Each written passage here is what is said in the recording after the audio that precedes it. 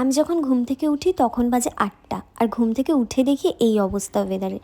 এতটা foggy weather যে কিচ্ছু দেখা যাচ্ছে না চারিদিকে। তারপর কিছুক্ষণ বাদে আমি নিজের জন্য ব্রেকফাস্টটা রেডি করি। এটা হচ্ছে একটা মাশরুম স্যালাড, যেটা খেতে টেস্টি আর হেলদিও। আজকে আমি ব্রেকফাস্ট করার পরই ফ্রুটস খেয়েছি। আর এই যে বাড়িটা দেখতে পাচ্ছ, এটা কিন্তু আমাদের পুরনো বাড়ি, যেখানে আমি জন্মেছি।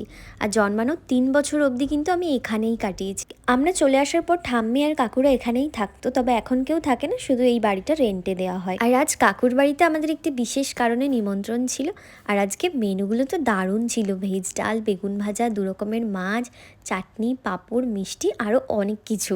তারপর সন্ধ্যাবেলা আমি আর বোন দুজনাই ডেন্টিস্টের কাছে যাই, কারণ আমাদের দুজনের একসাথে দাঁতের প্রবলেম হয়েছে। আর শীতকালে না এই একটা প্রবলেম, কে গাড়ি চালাবে ফেরার সময়, এই নিয়ে আমাদের মধ্যে ঝামেলা লেগে গেছিলো। আর গরম গরম মোমো আর গরম গরম রসগোল্লা দুটোই আমার পছন্দের। আর ডিনারে এটাই ছিল। সো বাই সবাইকে।